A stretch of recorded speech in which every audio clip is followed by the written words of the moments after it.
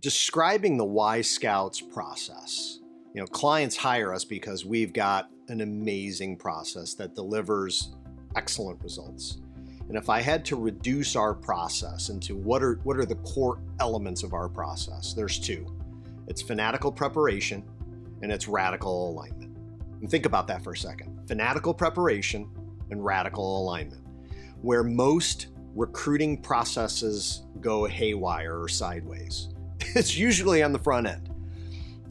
Whether you're hiring the person on your own and not working with a search firm or working with a search firm, either way, the time it takes to properly define what success looks like, and that's what we mean by fanatical preparation, is doing the hard work and the heavy lifting on the front end so that when you make a hire, and if you make one in haste, you're not cleaning up a mess on the back end. So the search strategy and search timeline is part of this fanatical preparation process.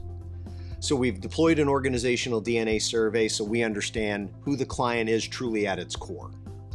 We've deployed a role visioning and a role defining survey so that we all understand and are reading from the same sheet of music what success in this role looks like. We've then created an ideal candidate profile defining best case scenario. The person we believe that's going to be able to deliver success in the role looks like this. They've got these experiences, these competencies, and this type of evidence in their background. The next piece is we've got to put together a strategy. Where does this ideal candidate actually exist today? This is one of the pieces I love about our process is recruiting, certainly in the traditional world, has been relegated to if I'm in this industry and I have this role available at my company, then I better go look for someone who's in my same industry and find the person who's doing that same role and just poach them. That's too simplistic a view, and frankly, I don't know that it adds to success. Maybe in the short run, they can plug in, it's a short learning curve, and they're ramped up pretty quickly. But are they going to look at problems facing your business and the industry as a whole in new ways? And the likelihood is no, because they're coming from your industry having done that same job at a competitor. So the search strategy is about beyond the obvious. What other channels exist where a leader with the set of competencies and evidence to prove that they've done things that this role requires exists today? And oftentimes that means looking outside your industry. It might be looking at industries you've never given any thought to whatsoever. But just because a person doesn't have an experience in your industry doesn't mean they can't learn the industry. Oftentimes the industry is the easiest thing to teach. The hardest thing to teach, at least in our opinion, is how to be an amazing leader. What does it take to be a leader in today's world?